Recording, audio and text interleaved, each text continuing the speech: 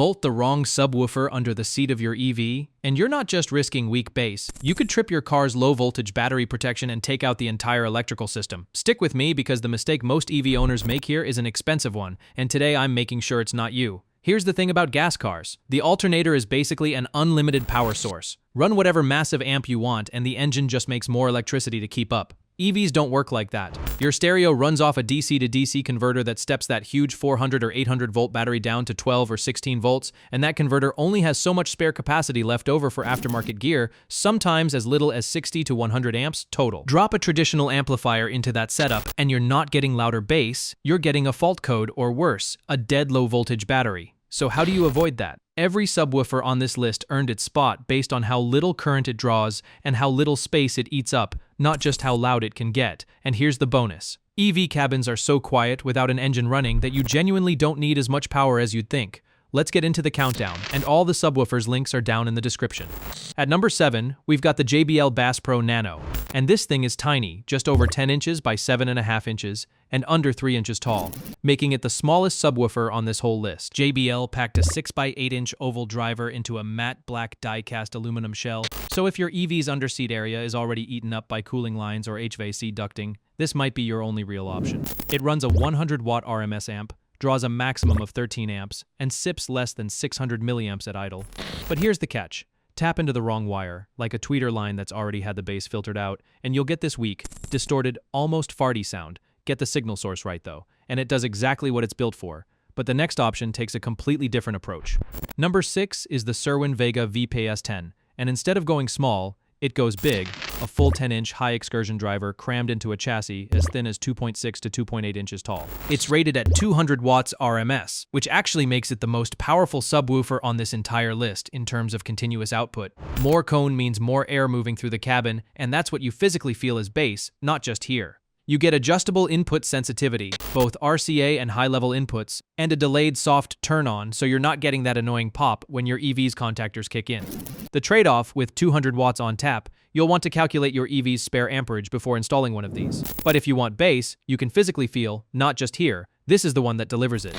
Now if you're driving something bigger than a compact EV, this next one's built for you, the Rockford Fosgate PS8 taking the number 5 spot. Rockford went with a closed-loop approach here. The 8-inch shallow woofer, the 150-watt RMS Class D amp, and the enclosure are all impedance matched at the factory, so nothing's fighting itself.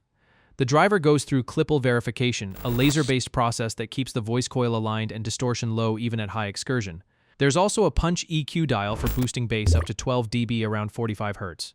It does pull more current on hard transient peaks. Its fuse is rated for 30 amps, which is why it makes the most sense in bigger EVs like a Kia EV9 or a Ford Mustang Mach-E, where there's more electrical headroom to spare. This next model surprised us for one big reason. It's not chasing loudness at all. Sitting at number 4 is the Alpine PWE-S8, made for people who care more about how bass sounds than how much of it there is. It uses an 8-inch driver with a composite polypropylene and aluminum diaphragm, wrapped in a rubber surround that keeps the cone moving in a straight, controlled line.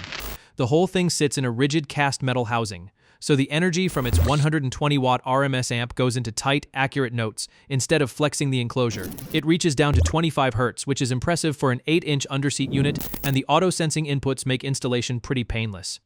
However, if efficiency is your top priority, this next one might be exactly what you're after. The Kenwood KSC-PSW8 takes the 3rd spot, and it's the real workhorse of this list. You get an 8-inch ferrite woofer in a die-cast aluminum enclosure, powered by a 150-watt RMS amp. But Kenwood dialed the current draw down to a precise 10 amps, no more. It runs comfortably at 14.4 volts, and tolerates up to 16, which lines it up nicely with Tesla's 15.5-volt lithium low-voltage system. Bass reaches down to 35 Hz, and a full wired remote lets you adjust gain, crossover point, and phase to compensate for highway noise. It's basically the sweet spot between the raw power of the last couple picks and the restraint an EV actually needs.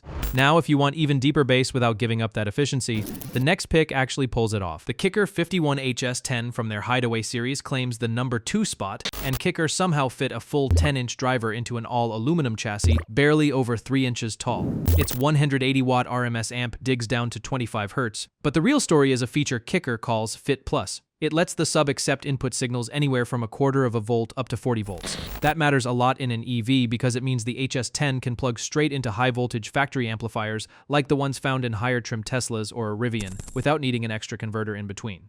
Add dual auto turn-on options for clean integration, and this is your pick if raw low-end impact is the goal.